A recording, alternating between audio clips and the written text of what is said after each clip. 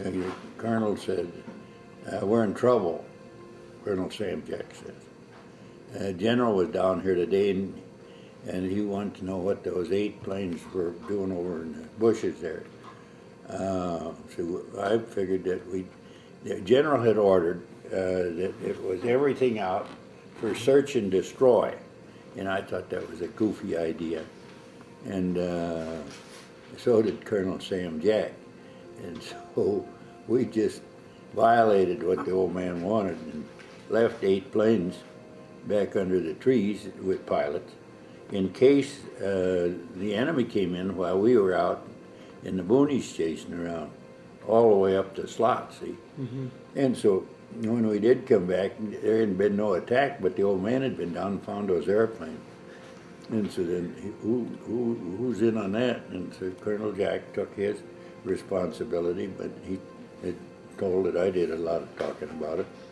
So then the old man said he wanted to see the 2 of us, and so we went over there to see, and General Mulcahy and Sam Jack and myself went over, and he just was very friendly when we came in, and there was no booze, so to speak, on the island. You know, they always pictured they were drinking there. There was nothing to drink. That's just fiction.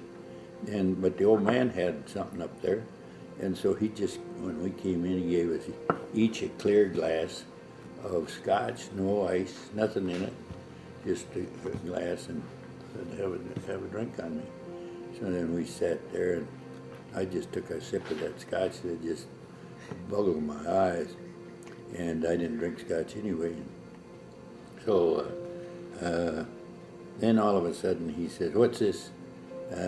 These airplanes, when I order everybody out on a search and destroy, and I find 8 airplanes and pilots down taking the day off, so to speak. And he gave us a lecture, which I won't repeat. It was a good one and hot, and all we did, Colonel Sam and I said was yes sir, yes sir, yes sir, yes sir, and then he says, you're fired.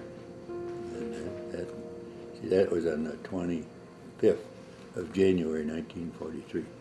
He said, you get your men out of here, but you're relieved as of noon tomorrow. And he said, and you, Colonel Jack, will be out of here in 30 days. And yes, sir. So we went out, and after we went outside and shook hands, Sam, Colonel Jack, and I, and I went back and told the boys that we were being relieved, but I says, I don't want you staying up late tonight or anything, because we'll be down at the airplanes an hour before daylight, because I just got a feeling that something's going to happen. And so nothing happened. We got there and sat with our airplanes and waited till it must have been 9 o'clock or 10 o'clock or so. Well, I thought I'd just go up to operations and see what was going on. Madison, Commander Madison, was calling fighter operations to ask a question, and he said that radar, or see, in those days, radar wasn't what it is today, of course. I thought it was sort of goofy, to tell you the truth, at the time. That's so much I know about technical things. But he said, I'm picking up bogeys over at Sable Island. Do we have any activity at Sable Island? And so right away I just thought, uh-oh, that's the enemy. And I knew it was, 100%.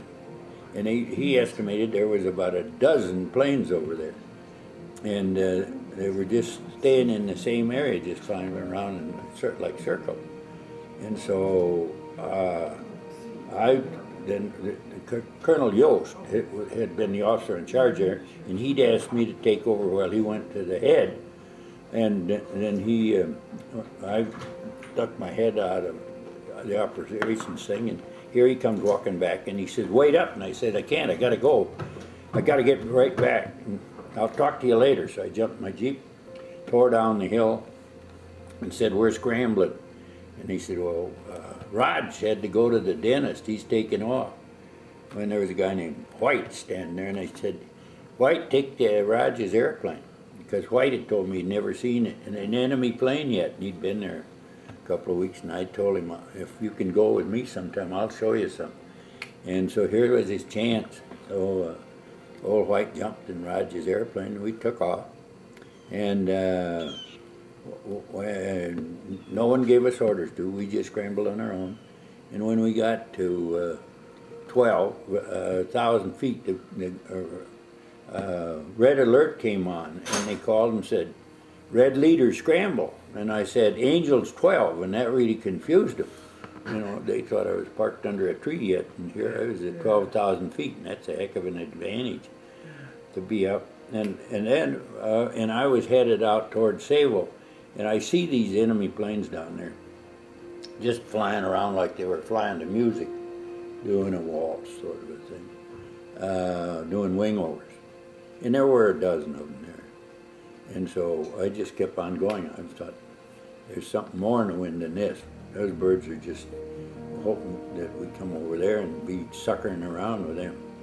And I was right. See, when I got up 20-some thousand feet, it was solid overcast. And so we circled around, and we always flew the weave, you know, back and forth, each two airplanes, in a whole outfit. And it was overcast, totally overcast.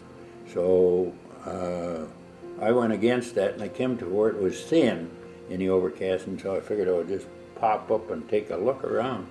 And when I did, right there were a bunch of bombers that looked like me. What I saw were 24 Betty bombers and 18 dive bombers right in my face. I don't know how many others were there. And zeros all over the place, and I estimated there were over 60 there, but that was only about half what there actually was. They had over 100 up there. And so down I go again below the overcast. And following me, see, was 5 P-38s.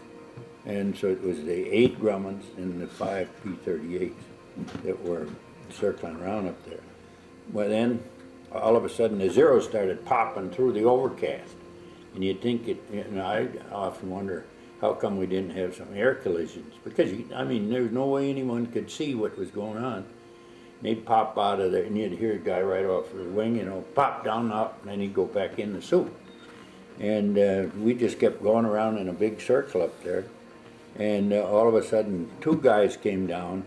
After this thing went on, see, for close to an hour.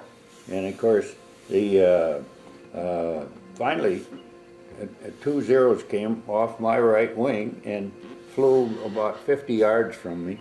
And I looked over at this guy. I didn't recognize him. He didn't recognize me, I don't think. He was looking over at me, and the other guy was sort of flying wing on him. And then he went past us, and then he cut right in front of me. It would have been a beautiful shot. That I just yelled at the boys, hold your fire. And thought I'd cracked for sure. And of course, then they go up front a little bit and come back by us going the other way, just looking over there at us. And I think that was the leader of the whole deal, the commander, see, the whole deal. And what he made his mistake was after he came back and met me, then he cut behind me, and he didn't notice in the haze there's P-38s and a guy named Shaw. And I think it was Shaw that shot them both down, or maybe one of his men got one of them, but I know Shaw got one of them. They got them both. And shortly thereafter, why, everybody started moving away, and they went around, and of course the bombers, they dropped their load out there in the ocean and headed back. We never saw hide nor harem. But then when we came back, see, after everything I had said, you better scramble everything because they're up here, and if I'd been running their show, I'd have just nuts to a few airplanes. I'd have gone in and wiped out all our bombers and stuff were just parked like they do at LaGuardia today, just lined up, you know, like the war was over. Well, that was the last day of that foolishness, and so I landed, and the general met me and congratulated me.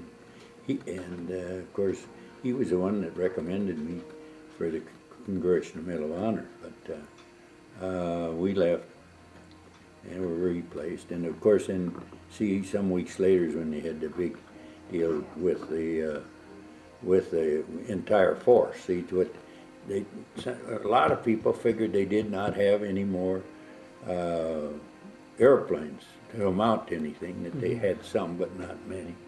But see, they had a lot of them, as was brought out in the turkey shoot where they knocked down 138 of them or whatever it was one day in one application. But that's the story on all that.